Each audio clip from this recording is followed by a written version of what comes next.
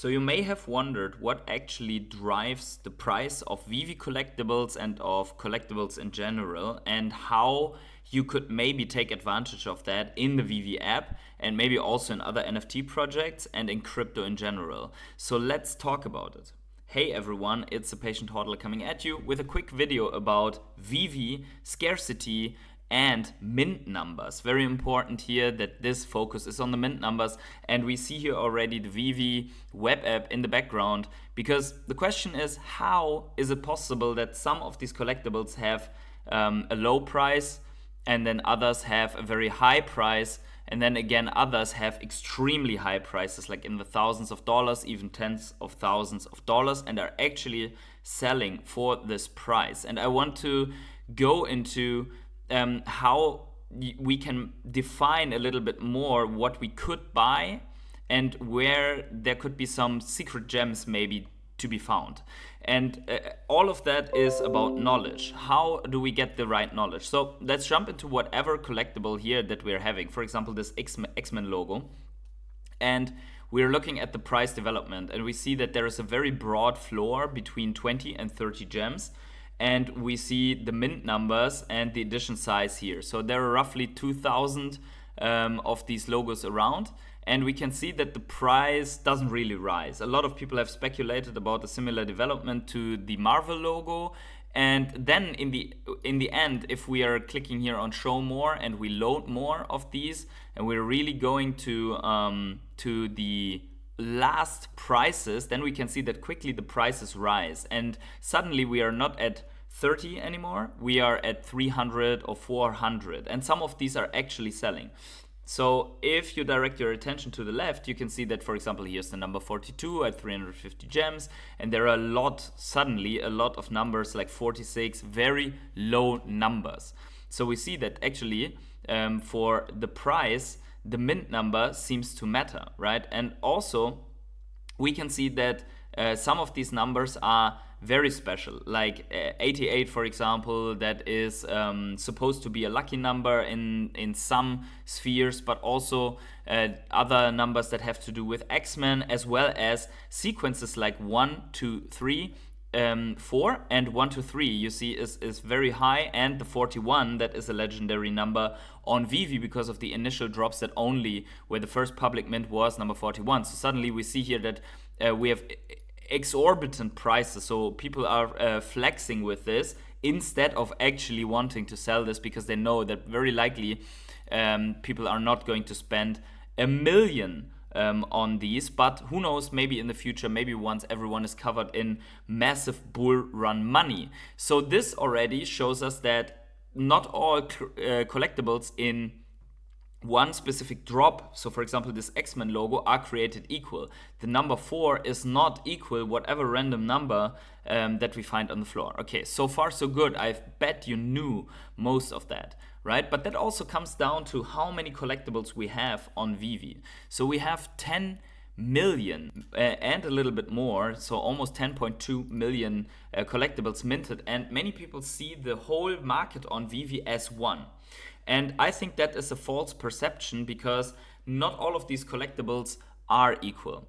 So if you, for example, take a partner statue or a Miles Morales Secret Rare Spider-Man or a Veve Gold logo, gold and silver logo, you will see that the prices are way higher than any other of these 10 million collectibles, where about 60,000 users, if you consider active users within a whole year, about 60,000 users are at the moment maneuvering in this space. So this is important to know. What I think is important here to understand is you have a certain amount of liquidity in the market, and this liquidity focuses on collectibles in general, as we see here, right?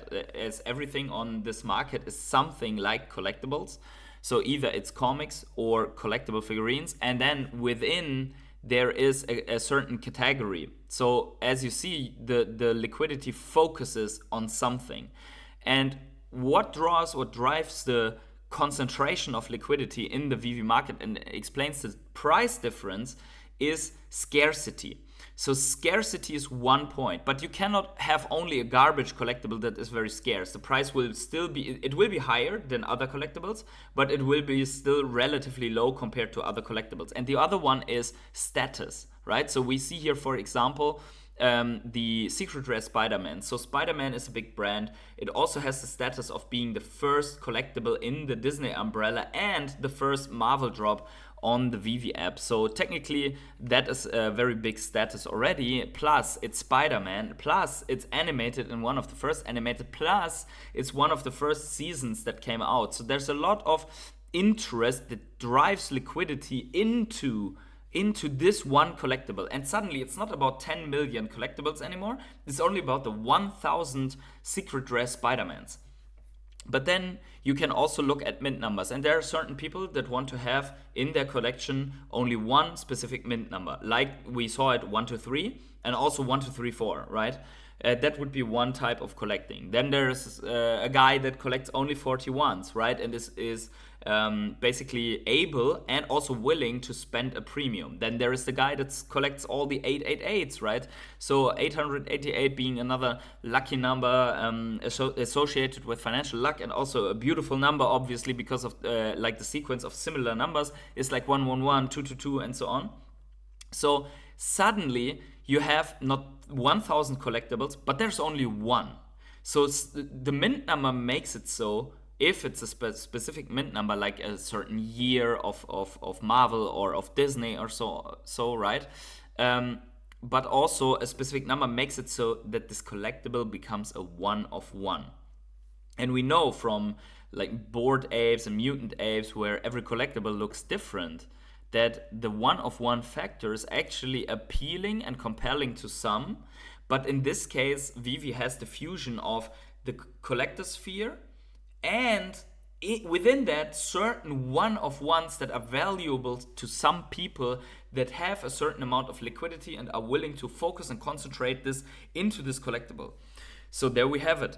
This is how some prices come together and why people are willing to spend so much money on this. But you don't believe me? Let's check this out. So this post here is very interesting, right? So we have here a guy from the United Arab Emirates that spent 14.5 million US dollars on a license plate. Now this is not digital, but it has to do with numbers and with scarcity and with status. So let's look at this.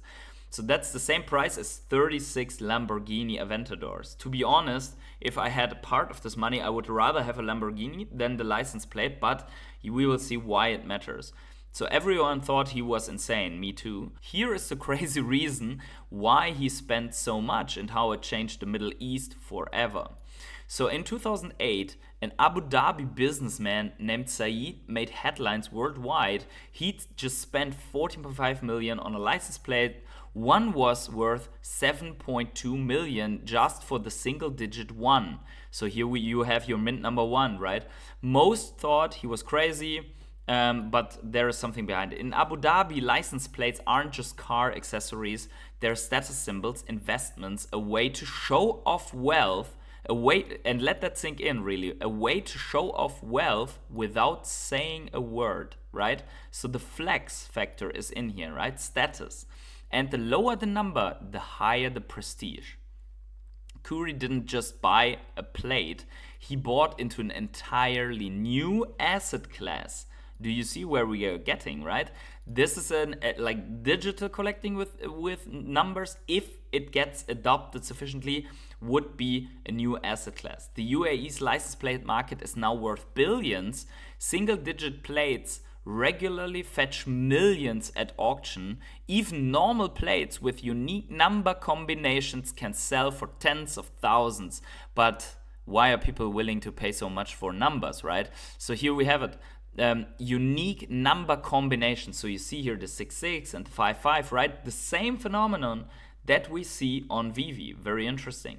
It's all about scarcity and status. And this is something that I'm preaching on this channel since the inception. Scarcity is king, right?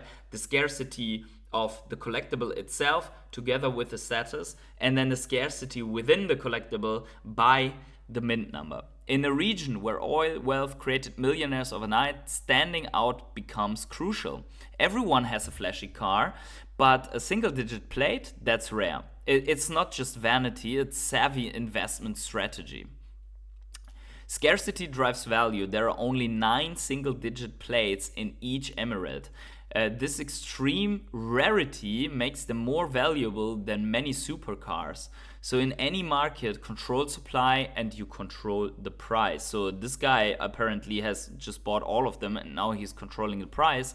But also in Vivi, we see this as a behavior of whales, that some whales are controlling at least part of the supply and thereby also controlling the price. So cultural context is also key in Emirati culture. Certain numbers are considered lucky or premium. 1 is the ultimate status symbol. 5 and 7 are also highly prized. Lesson understanding cultural nuances can unlock hidden value. So for Vivi, this means that for a single drop or a specific drop, you have to understand what this drop means to collectors, right? So, for example, if you have a specific drop of Marvel and this figurine, look for dates where this figure first appeared. Like, or look at the Steamboat Willie drop, for example, 920 something or so. This is the year where it was brought out, right?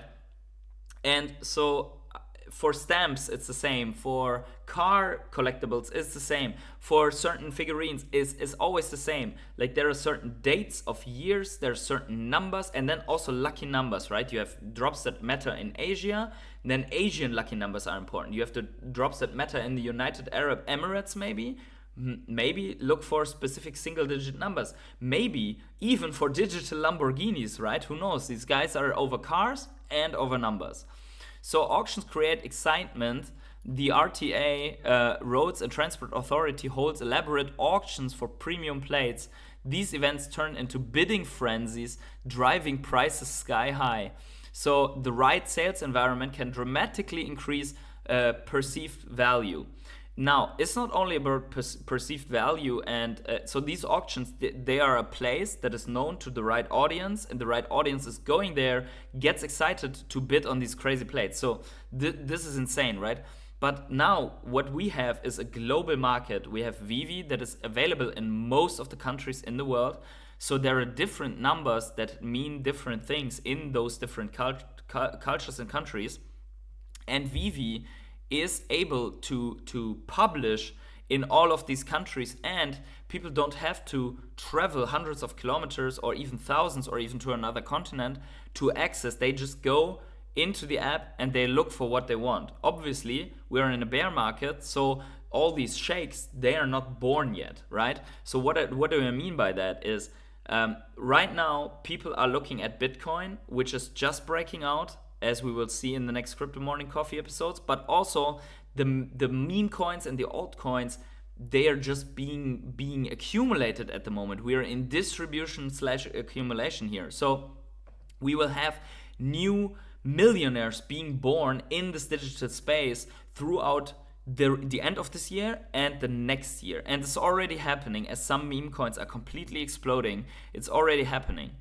Together with the possibility that now in Vivi we do not have liquidity restriction anymore, technically, as economy is a possible way for crypto whales to get into these collectibles without having to load up gems from a credit card, where they have to basically hire an intern or something like that to click on buttons to load up the right amount of gems, right? So they can just go on an exchange, buy some economy, and then with that they can buy the correct numbers in the correct collectible that they want to have. And if you think that in the UAE or wherever these multimillionaires are sitting, Marvel and Disney and so on, like figurines and comics, are not a thing, that's completely wrong. One of the biggest comic collectors is one of these sheikhs, and he might, who knows, but he might find interest in Vivi, right?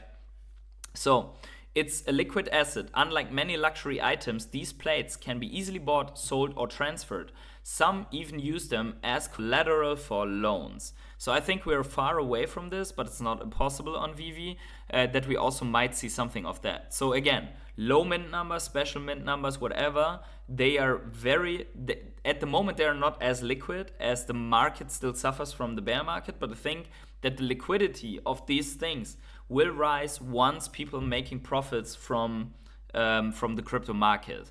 If Vivi finds any way to generate more excitement, which it looks like as they are going on events, they find new people that are interested in that, then also the money will follow where this excitement is. And as I mentioned before, the accessibility is already there, right?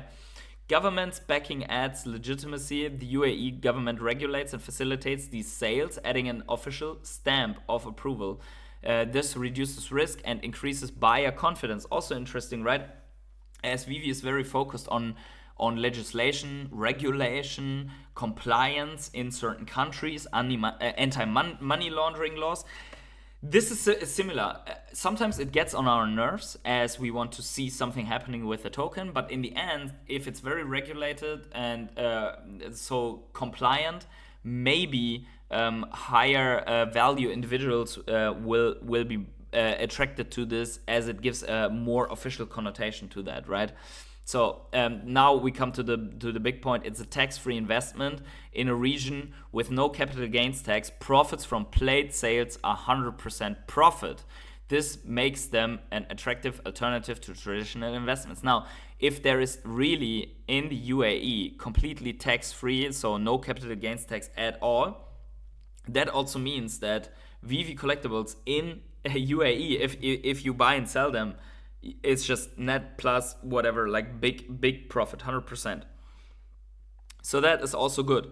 Now, there are more things like emotional value drivers and so on, right? So the emotional attachment to the collectibles depends on what the individual experience in history. Sometimes there's even a number that doesn't mean anything to anyone, but that person starts collecting these numbers. So even then, you can have a number like 7432 or something like that, and somehow it means something to someone. So suddenly your collectible might get an offer. So we need the offer functionality for that. I have experienced that already with a collectible that had a birth date on it, that someone approached me and wanted me to make a deal. And so that that is something that can happen in reality, right? So with that said, I hope you found this insight into NFT, mint number, scarcity, and so on interesting. And let me know in the comments below what you think about this. It's not only about Veve NFTs. You can apply this to every marketplace where NFTs or whatever collectibles are being traded. Let me know what you think about the concept of liquidity hitting one specific point of interest, right? And also, what do you think about the license plates in the UAE? I think it's very interesting. I think it has a lot to do with what we're experiencing in the Veve market.